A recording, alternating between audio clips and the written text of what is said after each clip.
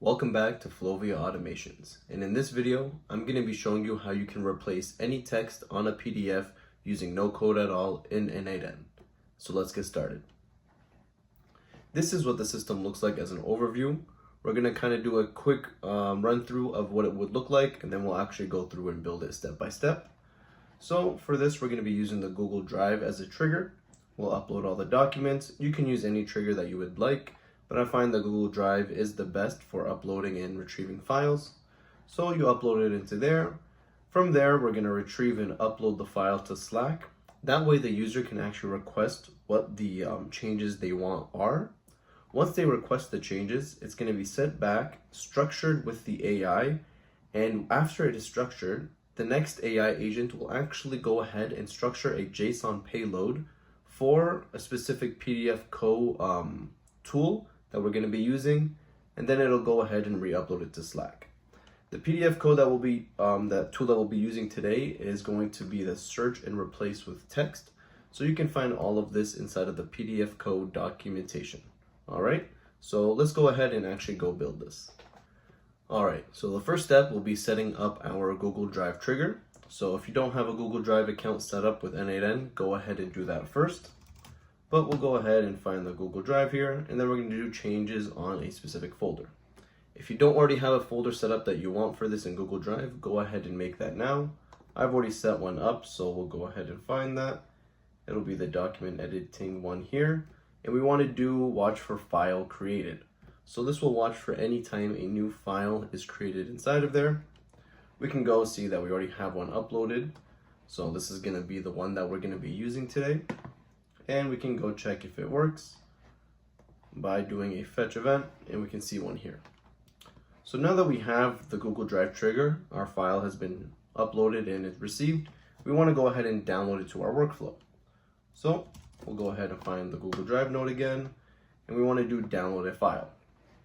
Now, when we want to do download a file, you don't want to choose from a list because that'll make it a fixed value. It'll be the same file every time. We want to make this dynamic. So we're going to do it by the ID. And you want to be careful when you do this, because if you scroll down, you'll see the first few IDs that show up are not going to actually be the ones that you want. You want to keep scrolling down all the way until you can actually find the name of the PDF.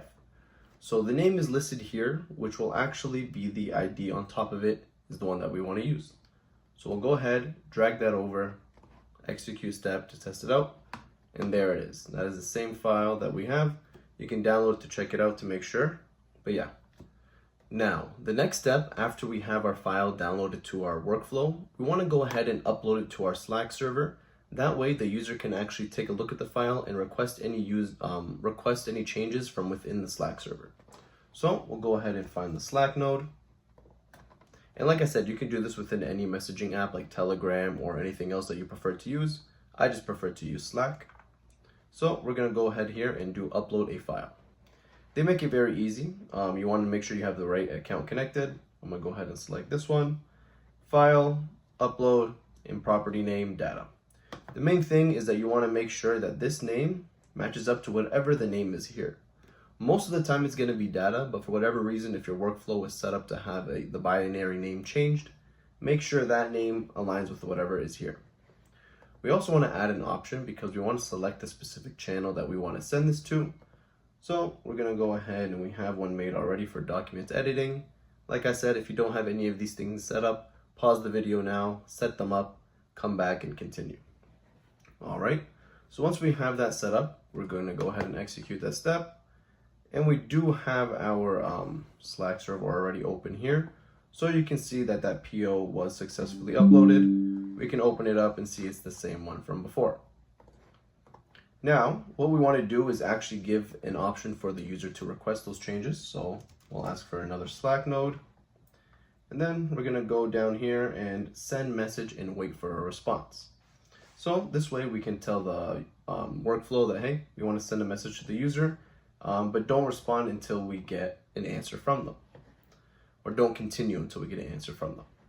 So we'll connect our right server, and then we're going to select the from the list. Oh, we want to change this, so make sure this is set to channel, not user. From list, scroll down, and we'll choose the same server that we chose initially here. And then we can say a message. Actually, first we want to change the approval type. So instead of approval, you want to do either free text or a custom form if you want specific forms. We're going to do a free text for this one because, like I said, the AI agent's going to handle all of the structuring for us. So we'll go ahead, select free text, and we'll say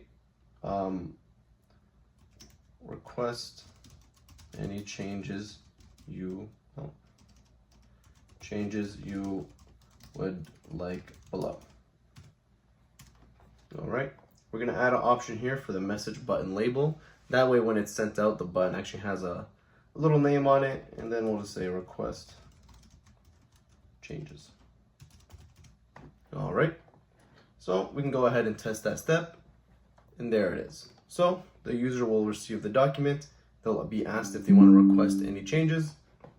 And then once they open this up, it's going to take them to a new window. And this is where they'll be able to request the changes. So let's take a look at what our document actually looks like. So we can see a few things here listed. We're going to focus on the PO number and on the sales rep. Those are the two target fields that we're going to go ahead and try to change. So if we go back into here, we can go say, because we know the PO number is what we want to change. This is just the way that we can build it and have everything together. So PO number, change PO number to 1234 and sales rep to Trump. All right, we got Trump selling for us today. So we'll change the PO number to 1234, sales rep to Trump, and we'll go ahead and submit that. Once we submit that, you're going to see that we get a response here in our workflow, exactly what we typed out. Now from here, what we want to do is go ahead and re-retrieve our original file and upload it to our agent for them to go ahead and process all of that document information. So now that we are here, we want to re-download that file from the Google Drive. So we'll go ahead and open it up, Google Drive, download a file by ID, and we'll use the same exact ID that we used from the trigger. So we'll go all the way down until we can find the document name, and we'll use the ID associated to it, and we'll go ahead and retrieve that document. Why do we want to do that? It's because when we go ahead and extract the data from the file, we're going to be using this node here, extract from file. To use this node, we want to select extract PDF, by the way. But yeah, to use this node, it's going to want the data field directly before it. So the only way to upload a file is to have it retrieved right before. So you want to head, well, we got that file, we're going to upload it here. We can execute the step. What's nice about this node is that it almost feels like it's magic. It extracts all of the information from the PDF and kind of organizes it by category within its own way. It's not perfect, it's just kind of raw text, but it extracts everything very well. From here, we now need our AI agent to go ahead and structure all of this raw data for us. All right, so I went ahead and quickly just dragged over our AI agents because I've built them before. It would take too long to do in this video, but I will open them up and kind of walk through them with you, and you can go ahead and copy or find the link to the workflow down below and find all the information you need there. So we want to open up the OpenAI. We'll quickly connect these nodes together. So we'll open it up, we see we have all our information here. And we gave it a quick description saying you're an intelligent bot that is great at extracting data from text. Here's the information you need to extract. And then we go ahead and give it the prompt. Here's the document you need to extract the information from. Then also the very important step we want to do is tell it how we want the data to be structured. And this structure is going to be very specific to your document type. So if you don't already know what your document would be structured like, an easy hack or trick that you can do is you can go ahead and open up ChatGPT, and you can see I've done it already with a different file here, but you can upload any of the file that you're working with and be like, give me a potential JSON structure to organize the data in this document. That way it's going to output you a JSON structure that you can simply copy, go back into here and paste, and you're done. So once you have all of that ready, we can go ahead and execute the step and see the way that it organizes that data for us. Nice. So a really important thing as well to note is that down here, most of the time you do want it to output the content as JSON because it'll organize it for you right away. But for now, we don't want to do that. Why? It's because we still want to send this data over to the next agent, and we want to send all of it. Reason being is because to use the PDFco API, we want to be asking for different things to search for each time. It's going to be dynamic. It's not going to be the same thing. So we can't just put a fixed parameters in there. What we'll have to do is actually kind of make a dynamic payload on our own. And how do we do that? Is by using our AI agent here. So I'm not going to go ahead and read all of this, but pretty much it's telling the AI agent that it's going to take all this text and it's responsible for doing a few things. The main things you want to do is for the search strings and the replace strings. So you're going to want to let it know that, hey, you're going to be given a search string, you're going to be given a replace string, and you have to know which ones to separate them between. And you can see down here, I gave it an example JSON payload from PDFco directly. So I went over here and I simply grabbed this from right here. So you can grab any of the example payloads from PDFco, give it to your agent, and tell it that this is what you want it to do. If you see down here, I have my Google Drive trigger URL already set into here. So this is going to be that dynamic URL that's going to URL that's going to come from whatever the drive trigger was. So that custom URL will be in there, and then it'll go ahead and build out that payload for you. Also down here, as you can see, I have given it the extracted context of the original document. So this is the original document content, and then these are the requests made by the user. We open it up here, you can see this is the request. So we gave it the original content, what the request was made, and then we also gave it the URL for the payload. So now it knows all of the things that it needs, and you can kind of see down here of what it would look like. So now that we have all of that, we can go ahead and execute the step,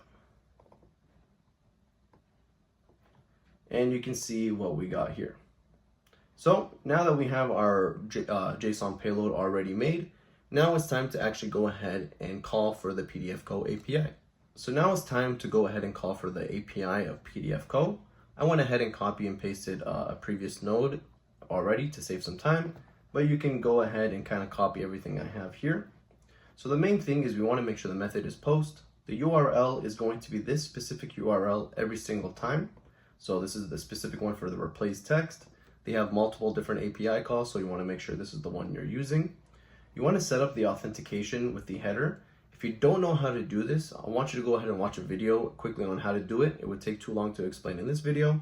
But yeah, you want to set up your authentication, and then you want to go ahead and change the content type to JSON, specific body type using JSON, and then simply all you have to do is post the content into the JSON payload.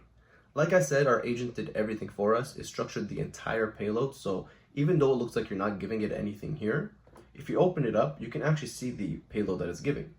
It's changing the search strings. So this was the previous, the new, previous, and new. And you can see that it has it all ready to go here. So once you have all of these things done, we can go ahead and execute that step and see what it gives us already. PDFco gives you about 10,000 credits to start with. So you don't actually have to put any money to use this, and 10,000 credits it's actually like, I think almost 300, 400 documents you can upload for completely free. But yeah, so once we kind of get the output, it's going to give you our URL of the outputted file. We want to go ahead and use an HTTP request node to get that URL or get that file downloaded. So we'll put that URL in here, execute that step, and you can see that document is now here. Now that we have that document, we want to go ahead and upload it to our Slack server so the user can see the new file that has been created. So we'll go ahead and find our Slack node. We'll go down here, upload a file, file property data. We're going to choose the channel name, of course, after we choose the correct server. So you can see how important all these steps are, because if you don't have the right server selected, then the channel names that you're looking for won't even show up. There we go. So document editing, we're going to execute that step, and there we have it. So this was our previous document. PO number was 9461. The sales rep was Faris. Let's take a look at what the new one looks like. PO number has now been changed to 1234, and the sales rep has now been changed to Trump. So you can see nice and easy how this workflow will be able to make you request any changes that you would like. we'll go ahead and quickly refresh this and kind of make a quick run through of what it would look like in real time. So we'll execute that workflow. You can see it working here. It uploaded our file. We'll request the changes. Change PO number to, we'll change it to 9966, and sales rep to Shakira. All right, so now we've uploaded that. Our workflow has received the input. It's structuring our data from our old document. It's going to give it to our other agent to structure the JSON payload. Going to give that JSON payload to PDFco. Once it's been returned from PDFco, we're going to download it and re-upload it to our Slack server right here. We can see the PO number has now been changed to 9966, and Shakira is our new sales rep. What a dream that would be. But yeah, that is how you can replace any text on a PDF. If you have any questions or want any ideas for future videos, please leave them down below in the comments. Thank you so much for watching, and have a nice day.